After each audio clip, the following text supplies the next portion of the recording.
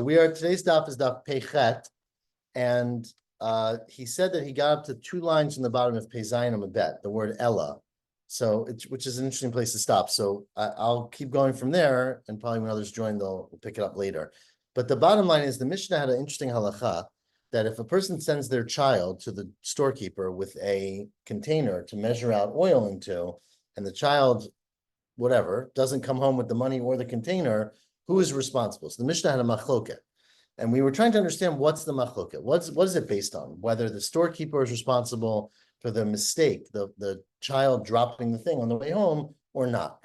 So says the Gemara today, 2 lines from the bottom of Peizayin Mabet, Ella Abaya, Ella, says the Gemara, the way to understand our Mishnah, the reason for our Mishnah is based on what Abaya bar Avin v'Rabbi Chia bar Avin, 2 sons of Avin, one whose name was Abaya and one whose name was Rabbi Chia, Chanina, sorry, only Rabbi Chanina got a rabbi. The Amri Tervayo, they both said, in the case of our Mishnah, turn to the top of Daf Peichet Amud Aleph, the case of our Mishnah is Kigon Shenatla Lamudba, is where you basically, the storekeeper took the measurement in order to use to measure. And so essentially, the child took it with potentially without the father knowing. So it's an Aveda. It's essentially it got stolen or lost. I mean, the kid took it, so it's lost. The storekeeper took it, and his intention was to give it back to the child. But he's basically started the process of Hashavat Aveda. And the question is, when you start the process, do you have to finish the process to absolve responsibility? Right? So it says where Kidarabba. Damar Rabba pointed out that Hikisha, right? Remember, we had a case in Bava Metzia where Shavuot Tov Miriam, we're in the second line of Daf Peichet Amud Aleph. The Rabba said a case where Hikisha, you kicked something, you hit it, right? Meaning, it was a case in Bava Metzia where a person was a zaken, ve'eno lefik fodo. He was an elderly person, and it wasn't their kavod to take an animal that ran away from home and drag it back to the guy's home. So you don't have to do Hashavat Aveda in that case, right? Very interesting halacha. You don't have to do Hashavat Aveda. However, let's say you start. You say, okay, I'm going to send the animal back to the house, and you kick it and say, go back home. Says the Gemara in Bava Metzia, Rabba in Bava Metzia, that then you started the act. Once you start, you got to make it get back home. If you don't, then you accept the responsibility to return it. You didn't finish it, and you're chayav. And here too, it's the same thing with the kid. Once you basically took the container from the kid to return it to the father, the fact that you gave it back to the kid and didn't finish the job means you're chayav. Says the Gemara, that's the same thing. Therefore, here too, you'd be chayav. Answer says the Gemara, that doesn't make any sense. Because there, obviously, the reason that we make you responsible if you kick the animal or push the animal to go home is because you basically took ownership over what was going on with the animal. And Eimar says, Amar Rabba bebali chayim de'angtinu nigra brayata. They are basically a live thing that is going to go on its road, on its path. Meaning, a guy or a woman, right, has sheep, and the sheep wander off. That person knows they always wander off. They go to this meadow. They like eating the food there. I'll go find them there. If someone else says, okay, let me send them back home, then you basically change the course of history. And you're responsible for everything that happens after that. Here, that's only true by an animal. It's not true by a kid with a sluchit. Right? Did Rabba would say that in our case? Ella, says the Gemara, 4th line from the top of Peichet Amud Aleph. Amar Rava, I figured this out. Me and my buddy, says Rava, this is a very beautiful answer from Rava. We are at the 4th line from the top of Peichet Amud Aleph. Ela Amar Rava, the way to understand our Mishnah is the following. Ani va'arish b'chabura. I am the lion in our class. Right? Who's the lion in their class? Targaminu. We explained this. Manu, who is that? That's Rabbi Zera.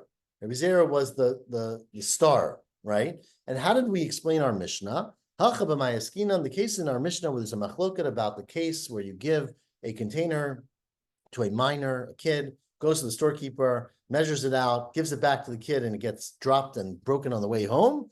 The explanation is Kigon shenatla lamudba la'achirim.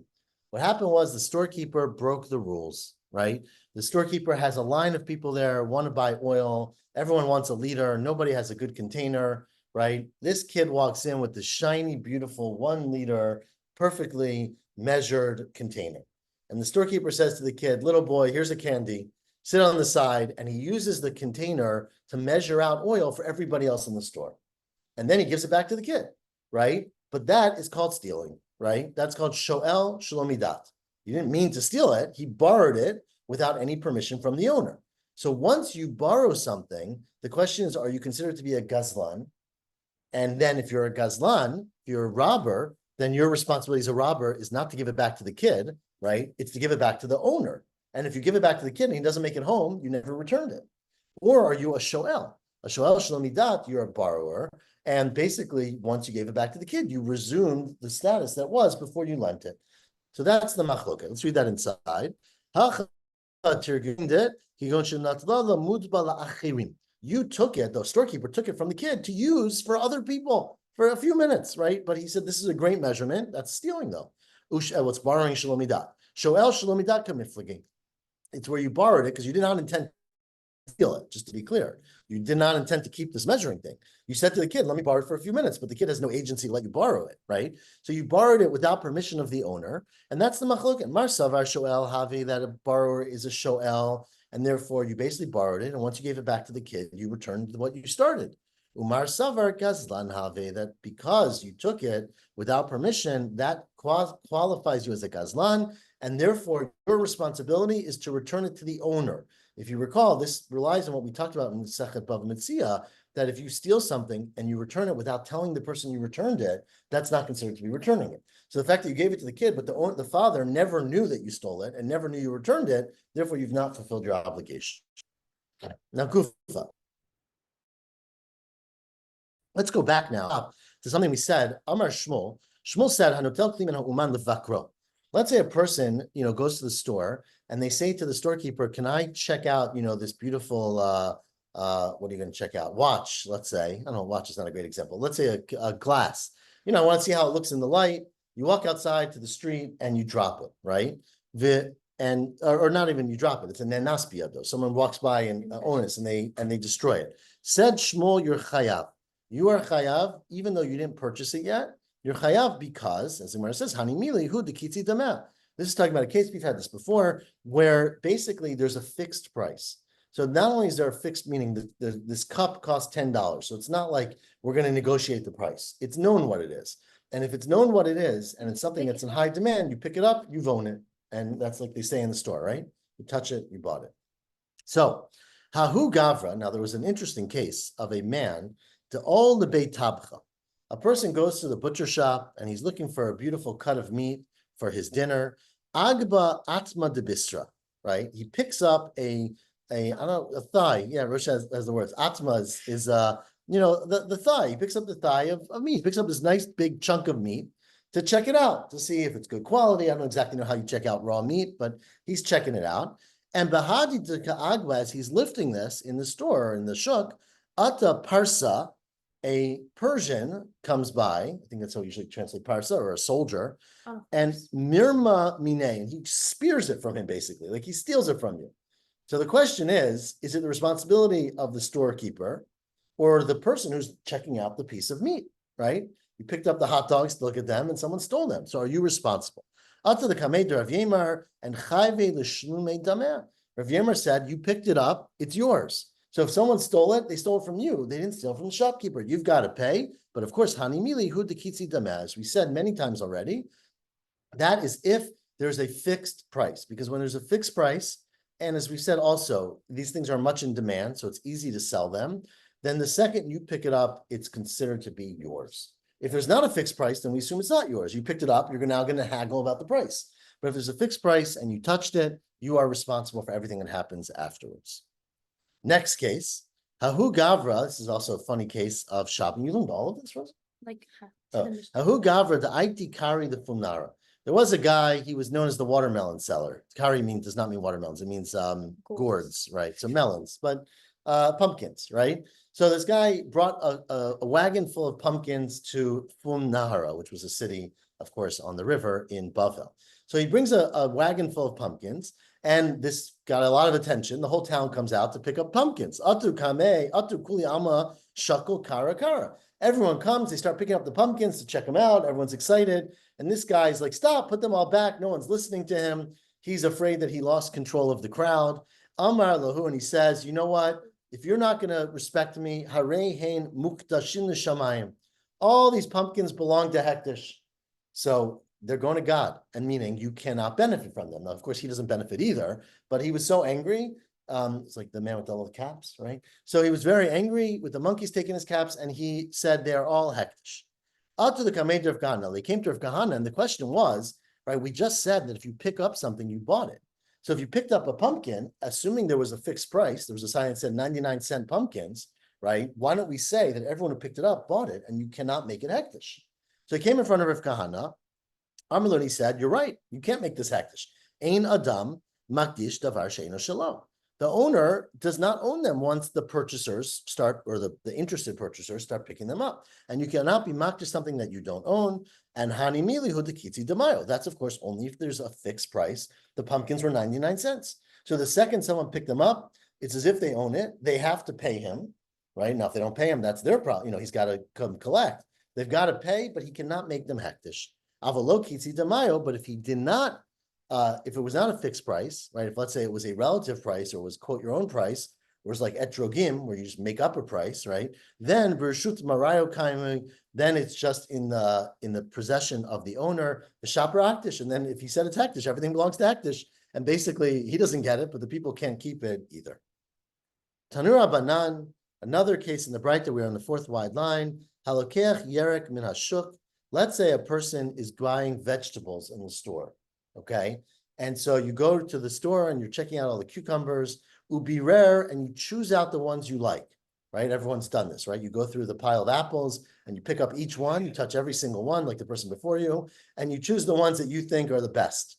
Vihiniach, and you put them on the side to purchase, right? So you basically are making your stack of apples that you're going to bring up to the counter to purchase. Afilu kol yom kulo, even if you spent all day doing this, I mean, you touch them all and you move them all, lo kana, you do not acquire them. We'll see why in a second. And you are not chayav to take off maaser on them, right? And we're talking about a case we're going to see in a second where the owner of the store is Am Haaretz. Remember, Am Haaretz is assumed not to have taken off maaser. That's called demai, even though often they did. But misafek, you have to assume that they did it. And so if you are a chaver, you are a, I'm not trying to say chaver, but well, everyone's Jewish here. You're a chaver and you buy things from an Am Haaretz, you're an educated person, and you buy things from an Am Haaretz, you have to take off maaser again, right? It's just called demai. You might have to do maaser sheni too. That's a little bit, Tosfos introduces that question. But you pick these things up, you put them aside, says the Braita, you are not kona them, and you don't have to give maaser, right? Meaning if you decide not to buy them, you can just give them back to the storekeeper and say they're not mine. But if you're gamar belibo liknoto, if you think in your heart, I want these 10 apples, then the second you think that, let's say you then see that the guy across the street has even better apples. And you change your mind, you say, okay, I want to give them back. Then you can't give them back. Because remember, you are a chaver, and you are on a chazakah that you took maaser. The Am Haaretz is chazakah that they didn't take maaser. If you give them back, you're basically giving back things that were not maaser, in the assumption that they are going to be maaser. So says the Braita, gamar b'libo liknoto, if you decide in your heart to buy it, then you are kana, you acquire them, in chayev b'maaser, and you are chayav b'maaser. So let's say you then decide you don't want them anymore, right? Because, now remember, you never paid for these even, right? But you pick them up with the intention of buying them, you change your mind, you decide I don't want to buy them anymore because the guy across the street has better apples. Says the Braita, lahachziro efshar. You can't just give them back. Why? You can't give them back because you're chayav and maaser. Now, la'asro efshar, you can't take 1/10 of them and give it to a Levi because then you're only giving back 9 and you basically owe 10. Shekfar machitan bidamim. I'm reading the gear so we have. It's a little problematic, but it's easier and it's Motzaei Shabbat, so we're going to go with easier, right? You have reduced the value because you took 10 apples and basically you're giving him back 9. It's not on the storekeeper's responsibility for you to give maaser. Haketzad, so what should you do? Ma'asro, you should take maaser from 1/10. So give 1/10 to the Levi, and you go back to the storekeeper and give him the 9 apples, but you got to pay him for the 10th. But notein lo to me maaser, and you have to give him the 10th one. Okay, so that is the case here in this Braita, where only if you had in mind that this is something you want to buy, then are you chayav to buy, right? Now, the question is, but you don't want them. You look at them, you don't, and you return them to the shopkeeper. Correct. So then, if another, so Okay, so you take Meiser on it because you supposedly you thought you were going to buy them, okay, but you return them anyway. You said, okay, I took them. Now another person comes and buys them tomorrow. So does he also have to take Meiser on something you took Meiser? He doesn't know you. So, He doesn't know right. you took Meiser. So he doesn't know, right? So if he knew for sure, right, that this was, it's like having an Amartz gets a tuda from the Rabbanut, right? This one was already took Maaser on. Then you don't have to take it again. But obviously the person who comes tomorrow is not going to know that, and he'll probably take Maaser Demai again. The point though that the Breita is that if you're just looking at them because you're inspecting the apples, see which ones are good, that's not considered buying it. If you have in mind that you want to buy it, then it is considered buying it because they have a fixed price. Ask the Gemara, well, I don't understand. What is Atu Mishum de Gemara Belibo Liknot Kana? How in the world could just your intention be that you're koneh them in Chayiv b'Maaser? Usually intentions don't have consequences, right? Only actions have consequences. So Amarev Hoshaya, Hacha Biyarei Shemayim Askinan. This is referring to a person who is not only a chaver, they're not only educated, but they have a whole nother level of Yirat Shamayim. They are fearing of God, meaning that they go above and beyond Kigon Rav Safra, right? Like Rav Safra, who was Kayim B'Nafshei, he fulfilled in his own practice the words of the Pasuk, Gom Dover Emet Bilvavo. Even what he thought in his heart, he viewed as the truth. And what's the case of Rav Safra? So if you recall, we had this very interesting case at the end of Masechet Makot, where Rav Safra was davening one day, he was saying Shema, and someone came to him and said, I'd like to buy your, cow for $10,000. And Rav Safra didn't respond because he was davening. But the person took his silence as being like, that's an insulting offer. So he said, I'll give you $20,000. Rav Safra finishes davening, and he says, I'll take the original value, because I thought, even though I guess he was saying Shema, he couldn't speak, he listened, and he said, it was my intention to accept the money from you for 10,000. And so the fact that I had that in mind makes me accept that value, and therefore I will fulfill what I thought, even though it's the fnim mishurat adin. It's not really absolutely essential. Here too, this person wants to be very, very observant of what they thought inside their minds. So that is the case. But there's no Mashicha and there's no Hagba'ah. So we say a Kenyan requires these aspects. Correct. That's why you don't have to do this, but the right is referring to a person whose intention is to fulfill even their thoughts. They are willing to accept responsibility for. That is a Yarei Shamayim. Says the Mishnah. This is a complicated Mishnah. I'm going to try my best. I'm not sure I understand 100%, but we're going to start today. And this Mishnah actually goes on for a while because Bava Batra is not a brief Masechet, as we all know. And so we will uncover some of the complications of this Mishnah. But let us start. And the topic of our Mishnah in the next couple of dapim are how you assure accurate weights. So says the Mishnah, hasiton. If you are the Rashbam says a siton is a Greek word, I think he says. Some language, not a Hebrew. What does Rashbam say, Rosa? Yeah, he says Yavan, a Greek word for wheat. So you are a wheat seller. You are a wheat wholesaler. Can you come closer? You can see. You're a wheat wholesaler, okay? And so you basically, people come to you and they say, I'd like to get a bushel of wheat, right? So you weigh out a bushel of wheat and you give it to them.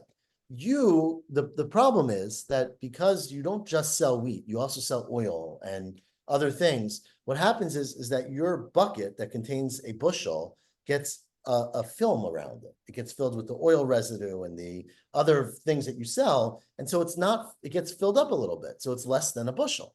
And so says the Mishnah, Hasiton mikanech midotav echad l'shloshim yom.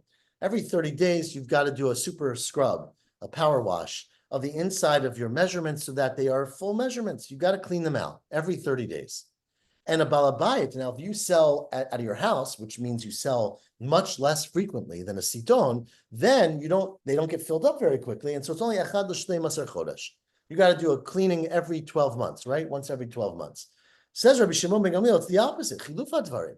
Because the siton, so we'll see in the Gemara more of this, but the Rashbam explains that the siton, it's constantly using them. So they get less time for the residue to stick to them.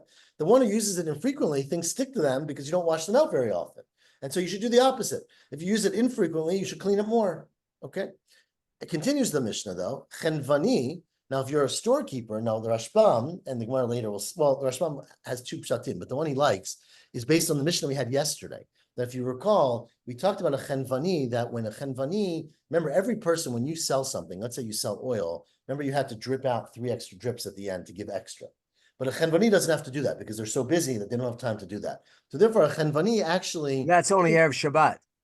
Well, we talked yesterday, but it was only Erev Shabbat, correct. But that was the Mishnah. But the chenvani, which remember, everyone does most of their business probably Erev Shabbat, right? That's when you get a bad rush.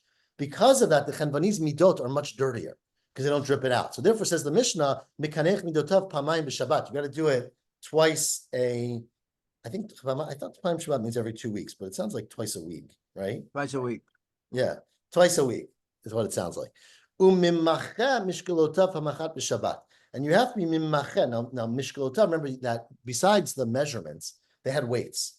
And as everybody knows, the way a scale works, right, is you have 2 cups, let's say, right, 2 plates. You put a weight on one side and you put the object you're weighing on the other side. The objects that you use for your fixed measurements, your kilogram and your things, those things also get dirty and they also weigh more, right? If the kilogram has dirt on it, has oil on it, it's gonna be more than a kilogram. So you gotta like smooth out and rub down your weights. How often? Pamachat b'Shabbat, once a week. And you have to clean off the scale. Right, because if the scale gets stuff on it, then obviously one side will be heavier. I'm selling you a pound or kilogram of wheat, but if there's a residue on that side, it's going to be less than a kilogram. So mekanech maznayim al kol mishkal mishkal. You've got to wash it off every time you weigh.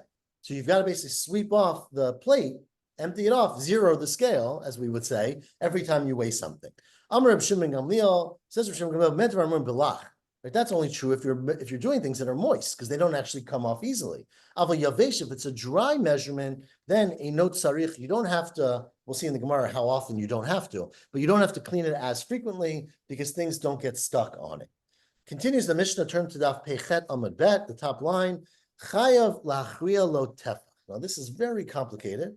I'm going to do the simplest explanation. Again, the Gemara will go through this in much more detail tomorrow. You have to overweigh by a tefach, meaning, let's say you have a big scale. Now, tefach only makes sense if you have a huge scale, right? Or big scale. And on one side, you have, say, 100-pound weight. And on the other side, you put 100 pounds of oil, right? So obviously, the general practice, you would think, is that they should be equal. Says the Mishnah, we'll see what this means in a second, you actually have to give the person a little bit more extra. You have to give a little more than what they're buying. And you have to let the scale go down another tefach on the side of the oil. We're going to see in the Gemara that was 1/100th, right? Which is why I said it has to be a big measure, right? Because obviously, if it's a small amount, a tefach is a huge amount, so it would be more than 1/100th. But you're required to push down the scale on the side of the purchaser by a tefach, which means a little bit. We'll see in the Gemara means 1/100th. Okay. Now, however, that's not always the case. If you're shokel lo ayin ba'ayin, there are times where you sell something that means level eye to eye, meaning I'm going to eyeball it, and if it's level, that's what I'm selling you. Then says the Mishnah, noten lo girumim. Then you have to give a little bit extra, right? And we'll see why in the Gemara. But there's always a responsibility as a seller to be generous, to give a little bit extra. And what's a little bit extra? A little bit extra is echad la'asara belach. Now, you're going to naively think that means 1/10. The Gemara is going to explain it means 1/100th. It means 1/10 of 10. Okay, we'll see that in the Gemara. So 1/100th extra. So if you eyeball it and say this is exactly even, and you throw in a little bit extra, you have to do that. And that's if it's lach, that's if it's moist, right? Ve'echad la'esrim biyavesh, and 1/20th if it's dry. And we're going to see in the Gemara, it's unclear if 1/20th means 1/20th of a tenth, meaning what's 1/20th of a tenth? Meaning 0.5%, or if it's half of that. We'll see in the Gemara. Now, makom shenagu lamod b'daka lo yamod b'gasa. In a place where they measure things out with a small measurement, you shouldn't use a large measurement. We'll see that the mistake that you make with the large measurement is more than the mistake you make with the small measurement, right? And so one person gets cheated one way or the other. B'gasa lo yamod b'daka. And if it's a place where the limchok, and I say to someone, I'm going to sell you a pound of coffee, let's say, or a container of coffee, right? Some places they flatten. Limchok means they flatten the top. You take that piece of wood, I'm talking about, the piece of wood, and you run it across the top. So if it's that kind of place where the custom is to be mochek, lo yigdosh, you can't sell a heaping cup, right? Heaping measurement, because you're giving extra. And if it's a place where the minhag is ligdosh, to sell a heaping measurement, lo yimchok, you can't sell a smooth down measurement. Again, it just depends on the minhag, and we'll see in the Gemara exactly why we have to say this if we already know that you go based on the minhag all the time. Now ask the Gemara, Minani Mili, how do you know this halacha? Not that you have to clean your weights, but that whenever you sell something, you have to throw in a little bit extra. Amar Reish Lakish Amar Kra, it's based on the pasuk that we just had last week, I think, right? Even Shlema. The pasuk says, it was in last week's parsha, I'm reading it in mind, Even Shlema v'tzedek yelach. You have to have complete, meaning perfectly full, and tzedek weights, right? Just weights. What are just weights? Right? It said Even Shlema. Shlema means that if you say it's a pound, it's a pound. So what does just mean? Even Shlema v'tzedek. It means that you have to be actually righteous. You have to be tzaddik mishalcha v'tein lo. You have to have a complete weight, an exact weight, and you have to add something to it. You have to be righteous above the weight. It says Gemara, well, so I don't understand. Then how do you explain the end of our Mishnah? It says, shokel lo ayin ba'ayin. In a place where they measured out exactly the same, throw in a little bit extra. What do you mean? You can't measure exactly the same. You just told me the Torah requires you not to measure exactly the same. So what are you saying? In a place where you don't follow the Torah, throw in a little bit extra. Doesn't make any sense, right? Notein lo girumim. Yachra doraita. If the fact that you have to give extra is doraita, what do you mean in a place where they measure exactly? Hichiyav le ayin ba'ayin. Ella, it must be that you're right. The Torah only says not that you have to give a little extra, but not that you have to measure a little bit extra, but that you could eventually have to throw in a little bit extra. But in the Reisha, it was talking about a place where that's the custom, where basically everybody who measures, they say, okay, this is exact, and I throw a little bit extra in the weight. Remember, there's two ways to do it. You can either put the scale a little bit extra, or you can measure exact and then throw something in after the fact. And that depends on the custom. At the end of the day, the buyer has to go home with a little bit extra. But whether he has to go home with a little bit extra from the scale or a little bit extra from what you throw into the sack afterwards depends on the custom of the place.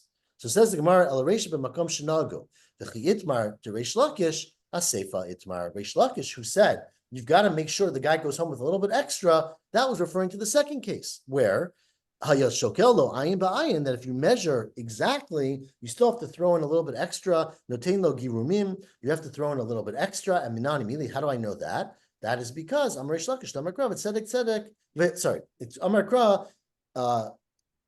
Even Shlema v'tzadek, and that means Tzaddik mishalcha v'tein lo.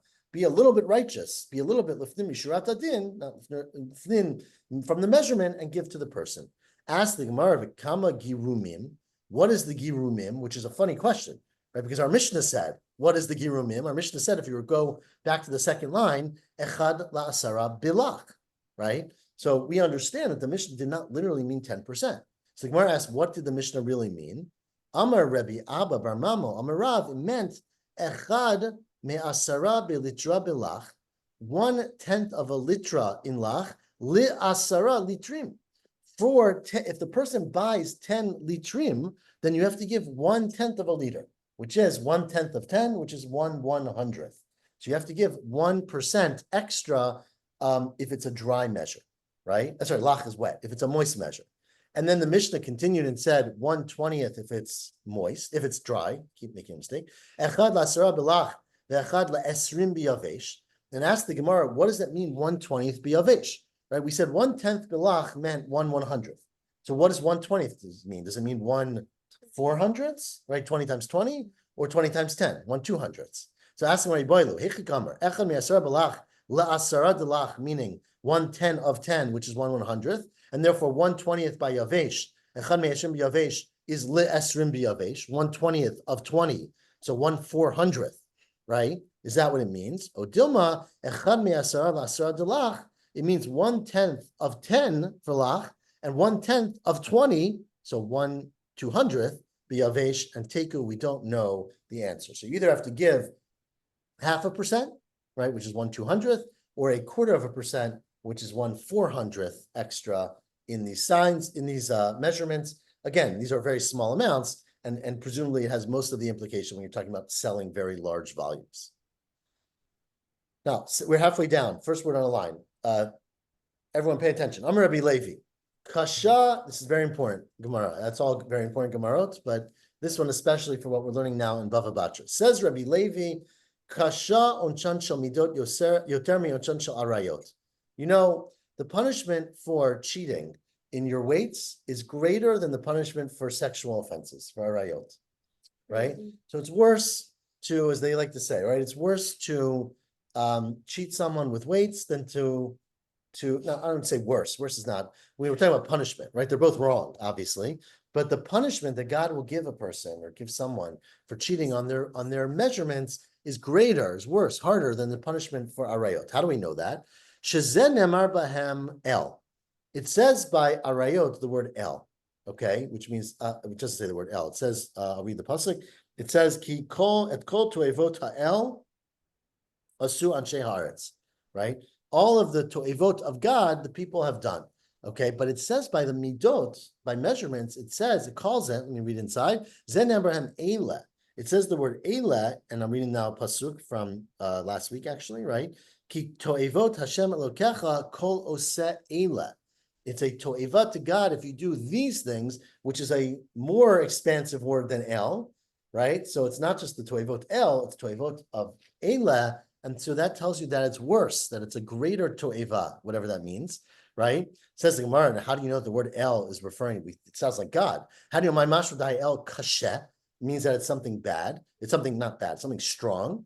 Tichtiv, because it says in a totally different context by Nebuchadnezzar, it says that Elei haaretz lekach, that the Nebuchadnezzar came and took away the Elei haaretz, which we always translate as the elite, right? The very powerful. In that case, it was Yechaniah, the king. That they took away the king and the powerful, and the cherish and the masker. Says Gemara, okay, that's true. That it says the word Eila by weights and the word El by arayot. But if you keep reading the psukim about arayot, it also says the word Eila by arayot. Arayot nami hachtiv Eila. And again, I'm going to quote the pasuk, which the Rashbam brings, and I have in the bottom here of, I'm reading it now. Kikol asher yasem mikol toivot ha'Eila. So you can't cherry pick the psukim. It says the word Eila by arayot also. It says Gemara, you're right. But ahu limute midot mikaret, right? That is telling you that you don't get karet necessarily by midot. Even though midot are very bad, it doesn't lead to a punishment of karet, right? Because you might have thought that it says the word to'eva by arayot, and it says the word to'eva by midot. So therefore, the pasuk says extra to'evot eila, that only these to'evot, meaning arayot, are chayiv karet. Okay, but at the end of the day, elamai otfayo. Right? Why in the world is it worse? Right? Why are you saying that midot are worse than arayot if they both have a very severe punishment?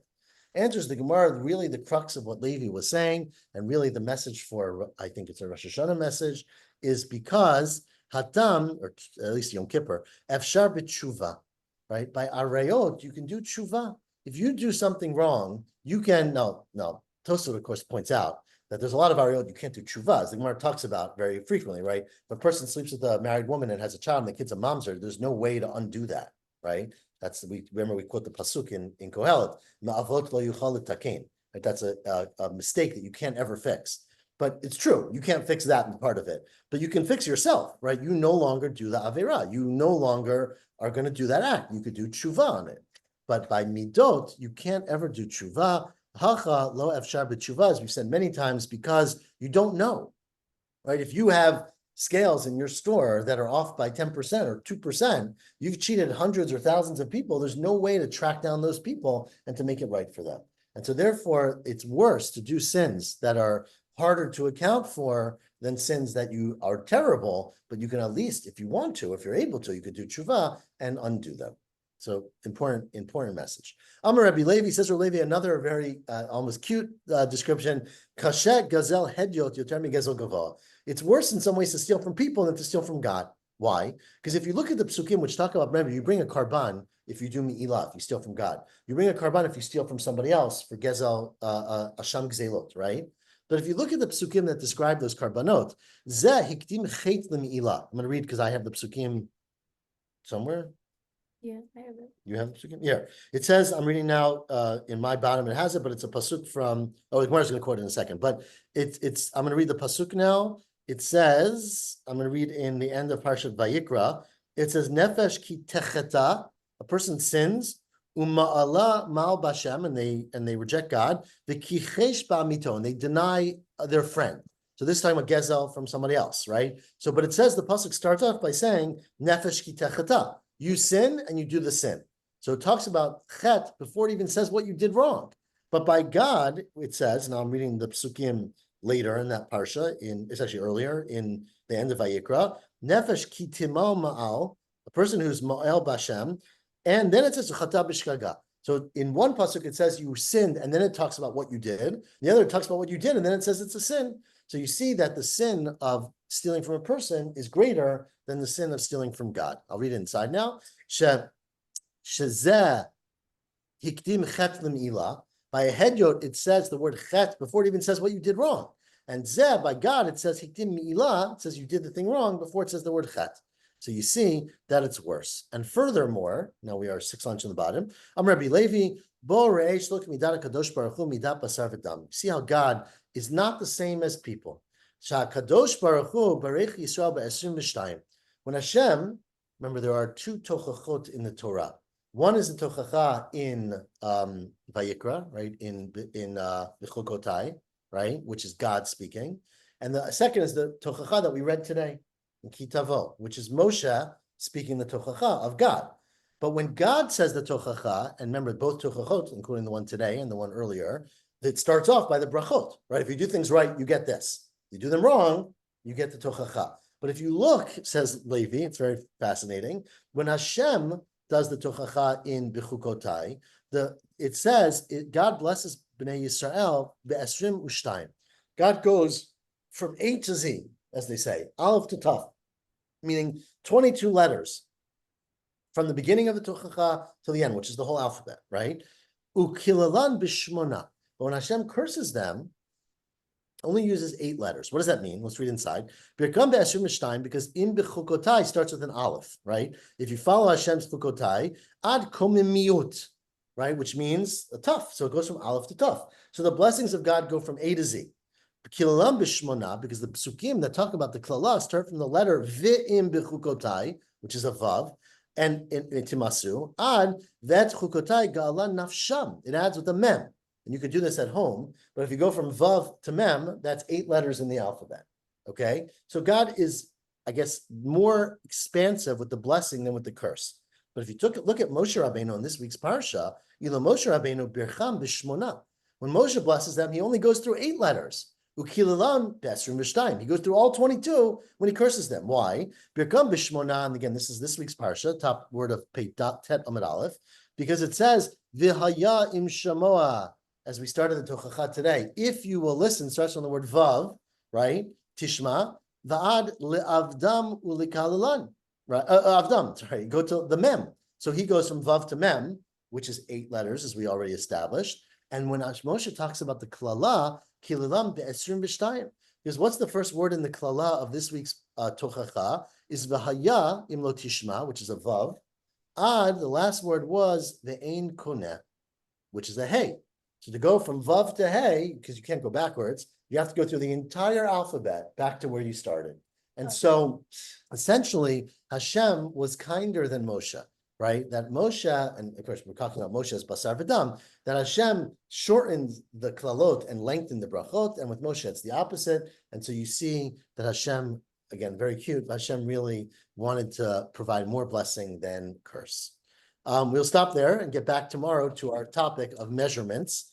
And we're going to learn tomorrow evening. I think we've established that. I don't think we finalized the time.